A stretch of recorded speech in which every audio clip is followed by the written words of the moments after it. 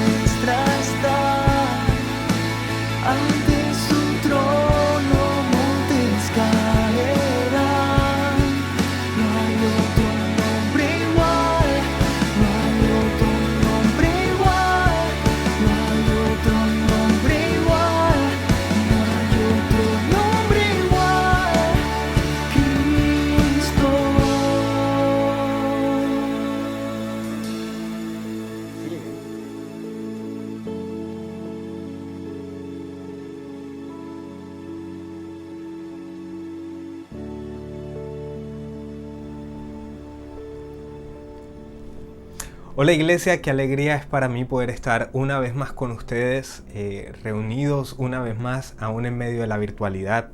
Qué alegría para mí poder compartirles el mensaje y compartirles de esto que Dios ha estado hablando a mi vida. Y quiero contarte una historia antes de iniciar, incluso antes de decirte cómo se llama este mensaje.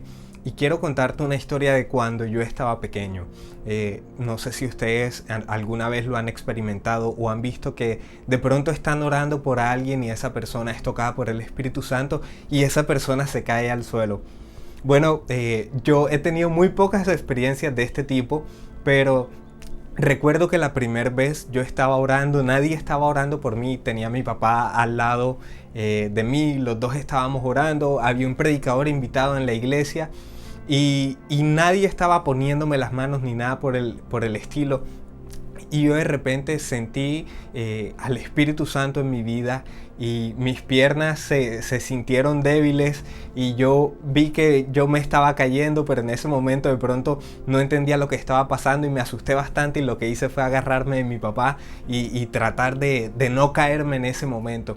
Yo no sabía lo que estaba pasando, pero más adelante entendí que en ese momento el Espíritu Santo me había tocado y por eso había pasado esto en mi vida. Ahora, lo que te decía ahorita, esto no es que haya pasado muy recurrentemente conmigo, ha pasado muy pocas veces, creo que entre 3 o 4 veces en toda mi vida ha pasado esto. Y la razón por la que te digo esto la vas a ir descubriendo con el pasar de este mensaje.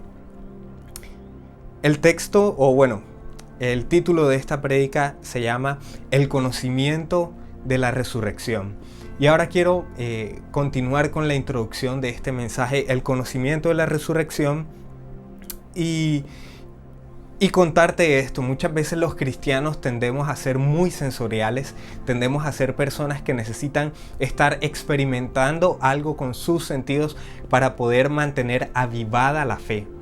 Y esto es algo que de pronto se aleja un poco de lo que Dios quiere para nosotros, porque Dios quiere que nosotros creamos a pesar de si sentimos, a pesar de si experimentamos cosas, a pesar de si ocurren cosas maravillosas y sorprendentes y sobrenaturales en nuestras vidas. Dios quiere que nosotros mantengamos una fe activa. Y a veces, no sé si te ha pasado que de pronto estás en la iglesia y estás cantando una canción y sientes como una electricidad que recorre todo tu cuerpo y en ese momento dices, Dios está aquí conmigo.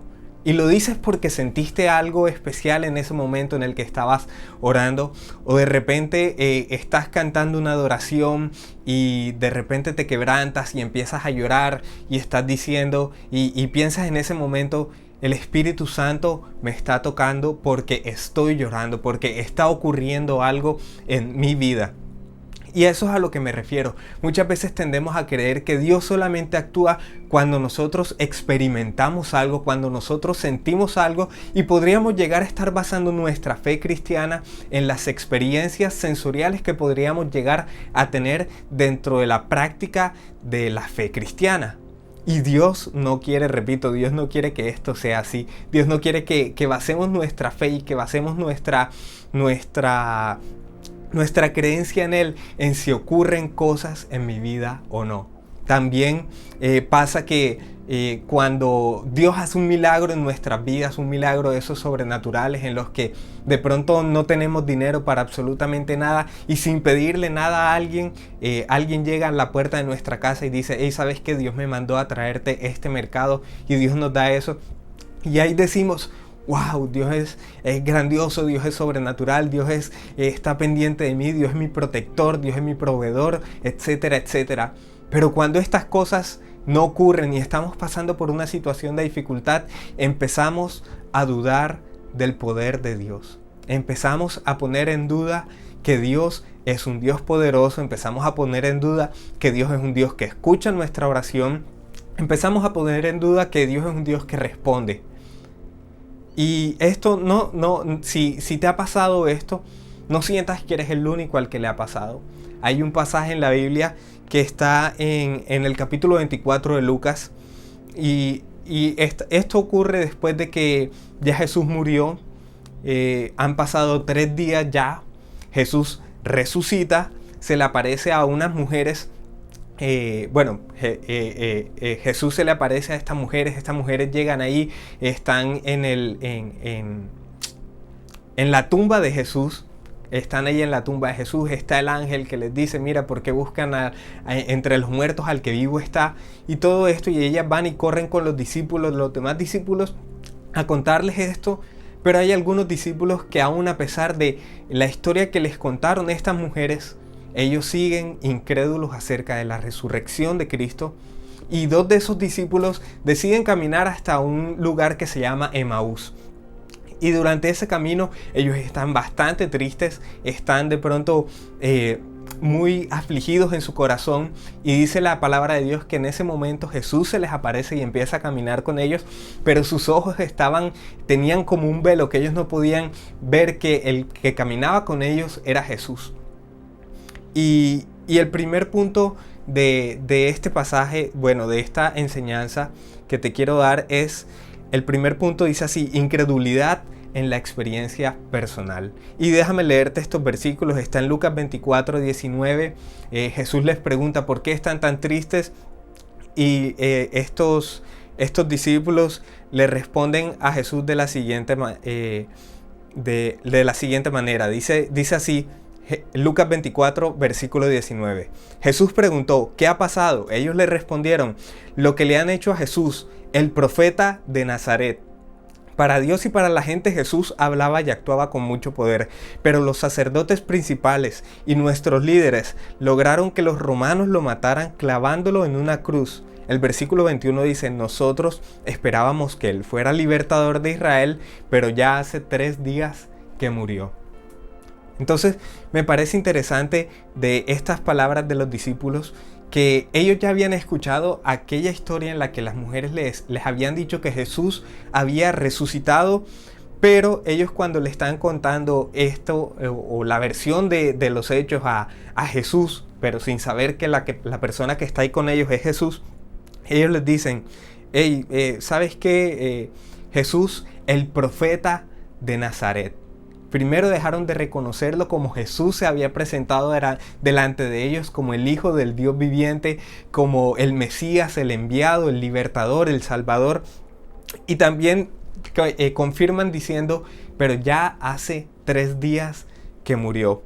Entonces vemos que ellos tenían incredulidad en la experiencia personal. Piensa en esto, los discípulos habían pasado muchísimo tiempo al lado de Jesús, pasaron 3 años en su ministerio, caminando juntamente con él en su ministerio, viendo todas las maravillas, todos los prodigios, todas las cosas que Jesús mismo hacía aún delante de ellos. Jesús llegaba y sanaba enfermos delante de ellos.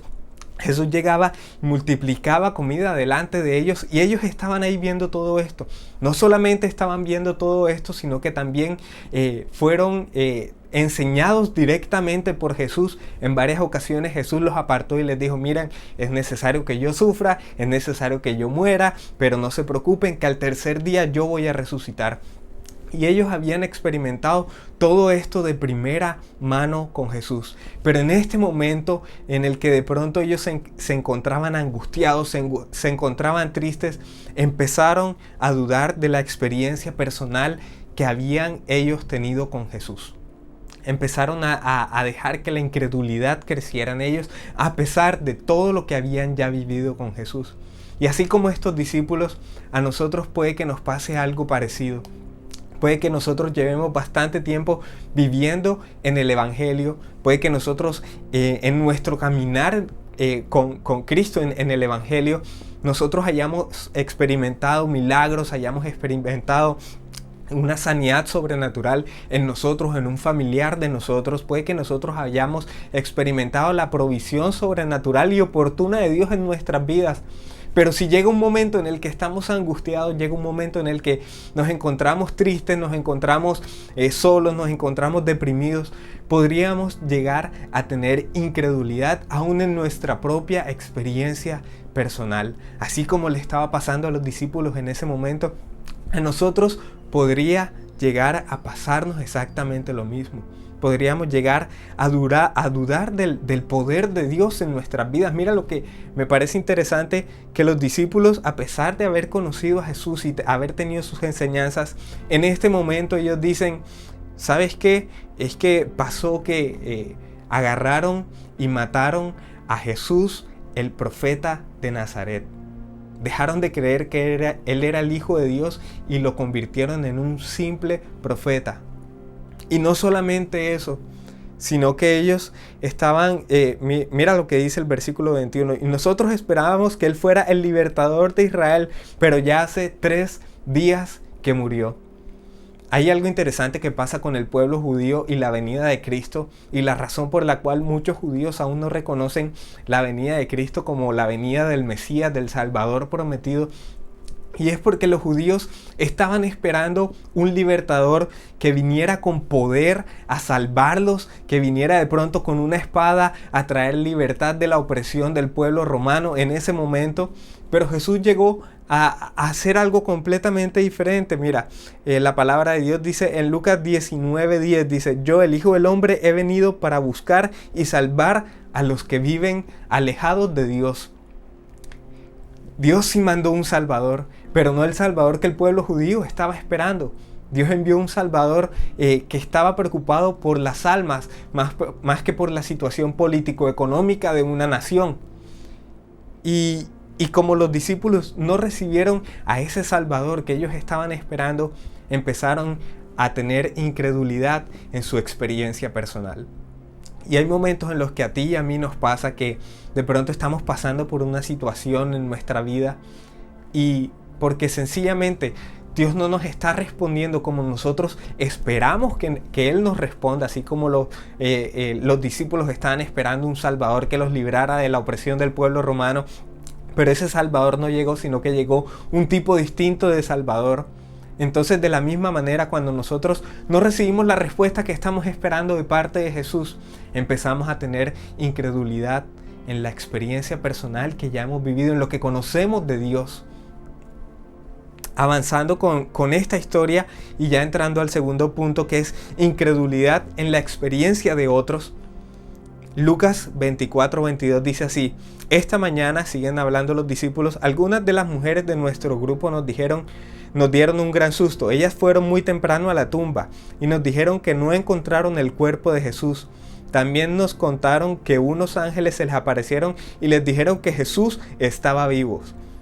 Algunos hombres del grupo fueron a la tumba y encontraron todo tal como las mujeres habían dicho, pero ellos tampoco vieron a Jesús. Ellos habían recibido una noticia de primera mano y fue que Jesús ha resucitado. Un ángel se le apareció a estas mujeres y les dijo, Jesús ha resucitado. ¿Por qué buscan al que vive dentro de los muertos? ¿Por qué lo buscan en una tumba?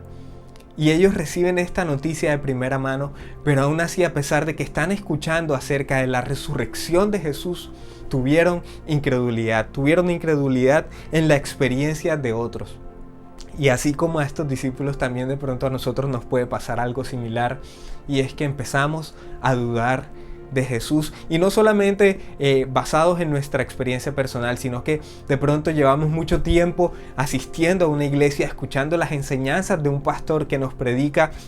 De pronto llevamos muchos años en el evangelio, o de pronto llevamos pocos años, pero llevamos congregándonos fielmente, viendo los videos de la iglesia en línea, la iglesia en tu casa, y podríamos aún tener incredulidad, no creer, no confiar en lo que esas personas están diciendo acerca de Jesús, no confiar en lo que nuestro pastor está diciéndonos, está enseñándonos acerca de Jesús, y poner en duda eso. ¿Por qué? Porque estamos pasando por una situación difícil, porque estamos pasando por una situación que de pronto nos tiene los ojos como vendados y no nos permite ver a Dios en medio de toda esta situación.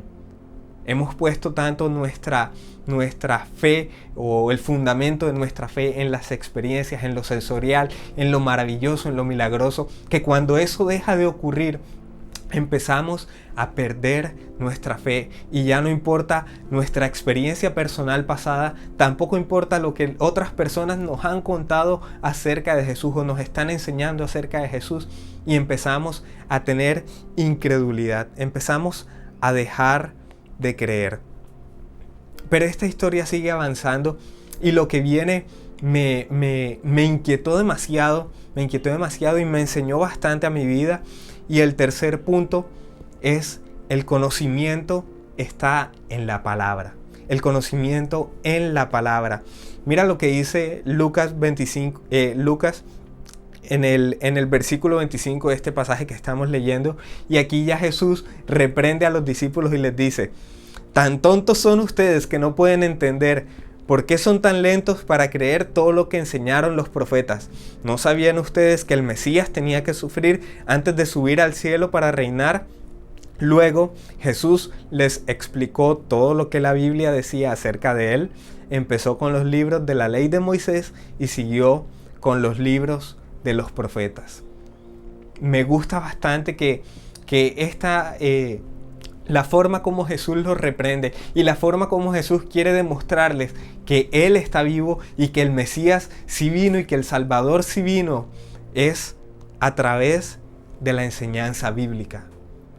Mira, Jesús pudo haber hecho en ese momento en el que ellos están así tristes y ya le han expuesto de pronto la razón de su incredulidad a Jesús sin ellos saber que ese es Jesús. De repente Jesús podía empezar a volar, qué sé yo, podría convertirse en un resplandor y decirles: aquí estoy yo, soy Jesús, el Mesías, crean en mí. Pero Jesús no hace esto. Jesús simplemente los reprende y aprovecha que están ellos en camino hacia ese lugar, Emaús, y que el camino es largo, y empieza Jesús a enseñarles desde Moisés, pasando por los profetas, todo lo que la Biblia decía acerca del Mesías. Jesús empezó a traer a ellos, tratar de reavivar su fe basados no en una experiencia personal, sino en el conocimiento de la palabra, de lo que las Escrituras dicen acerca de la persona de Jesús. Y esto me encanta porque primero Jesús sabía que una verdadera vida cristiana no se puede basar simplemente en experiencias. Jesús sabía que la fe cristiana no se debe basar únicamente en lo que podemos experimentar o sentir. La fe cristiana se tiene que basar en lo que dice la Biblia acerca de Jesús. Ahí es donde debe estar nuestro fundamento, en lo que dice la palabra de Dios, no en experiencias, no en si hoy sentí o no sentí, no en si Dios ha hecho un milagro sobrenatural en mi vida o no lo ha hecho. Porque van a haber momentos en los que esos milagros no van a estar. Van a haber momentos en los que van a escasear esos milagros. Pero aún en esos momentos tenemos la palabra de Dios para fundamentar nuestra fe cristiana. Mira, me parece interesante que la forma como Jesús combatió la incredulidad fue de esta forma, fue enseñándoles la palabra de Dios, lo que decía la palabra de Dios, porque Jesús sabía que Él, después de haber resucitado, iba a estar con ellos apenas en unas cuantas ocasiones, pero después de eso iban a venir más pruebas, iban a venir situaciones muy difíciles para los discípulos, en las cuales si su fe se fundamentaba simplemente en una experiencia sensorial, estos discípulos iban a desfallecer. Y es por eso que Jesús aprovecha todo este camino para enseñarles de la palabra. Por eso yo el día de hoy te digo, sabes que no bases tu fe cristiana en una experiencia. No digas Dios está conmigo si sientes algo. No digas el Espíritu Santo me tocó únicamente cuando empiezas a llorar mientras estás cantando una canción. O no bases tu fe cristiana o no dudes del poder de Dios si Dios no se está moviendo con poder en tu vida. Porque el poder de Dios no depende de lo que Él hace en nosotros. El poder de Dios depende de que Él es un Dios todopoderoso. Y nosotros lo creemos. ¿Por qué? Porque la Biblia lo dice. Y la palabra de Dios es viva y eficaz y más cortante que toda espada de dos filos. Y la palabra de Dios debe ser nuestro fundamento. Mira, esta historia termina en que Jesús se sienta con estos discípulos cuando ya llegan a Emaús, se sienta a comer y Jesús bendice el pan, lo parte y lo reparte a cada uno de estos dos discípulos, y ahí es cuando ellos se dan cuenta de que la persona que está con ellos es Jesús. En ese momento Jesús desaparece, pero Jesús se le aparece a los discípulos en otro momento. En otro momento los discípulos están encerrados en un cuarto, están orando en ese cuarto, y de repente Jesús se les aparece en la mitad y ellos empiezan a creer nuevamente en Jesús porque le vieron en ese momento. Había uno que de pronto no lo vio en ese momento, pero llegó y dice: hey, ¿sabes qué? Puedo escuchar que ustedes me han dicho que Jesús apareció acá, pero hasta que yo no meta mi dedo en la llaga que él tenía en las manos, yo no les voy a creer. En otra ocasión vuelve a pasar lo mismo, están los discípulos a puerta cerrada, ya está este discípulo, el incrédulo, ahí, y Jesús vuelve y se aparece en medio de ellos, y él puede meter su dedo ahí y empieza a creer que él es Jesús. Pero Jesús dice esto en Juan 20:29, les dice: creíste porque me viste. Y esto lo dice para ti y para mí, pero dichosos o felices los que confían en mí sin haber visto. Y aquí lo está diciendo para ti y para mí. Sabes que nosotros somos dichosos, nosotros debemos estar aún más felices porque creemos en el poder de Dios aún sin haberlo visto a Él, así como lo vieron sus discípulos, y aún los discípulos tuvieron dudas y dejaron que su corazón se llenara de incredulidad, y uno de ellos nada más creyó cuando pudo haber tocado ahí. Mira, Jesús nos dice a nosotros: dichosos ustedes porque creen sin haber visto. Y me encanta que, bueno, yo te quiero dejar como enseñanza de todo esto que acabo de decir es: primero, basa tu fe cristiana en la palabra, no tanto en experiencia, sino en la palabra. Y lo segundo, estudia la palabra de Dios. El estudiar la palabra de Dios te va a llevar a que tu fe se mantenga activa, a que tu fe se mantenga avivada y que sigas creyendo aún a pesar de lo que puedas estar viviendo a tu alrededor. El versículo Juan 20:30, el versículo después de este que les acabo de leer, dice así: delante de sus discípulos Jesús hizo muchas otras cosas que no están escritas en este libro. El versículo 31 dice: pero las cosas que aquí se dicen se escribieron para que ustedes crean que Jesús es el Mesías, el Hijo de Dios, y para que así, por medio de su poder, reciban la vida eterna. Mira, lo que está escrito en la Biblia está escrito para que tú y yo creamos en la resurrección de Cristo y en el poder de esa resurrección. ¿Qué te parece si oramos en este momento? Cierra tus ojos y dile a Dios: Padre Celestial, te doy gracias por este día.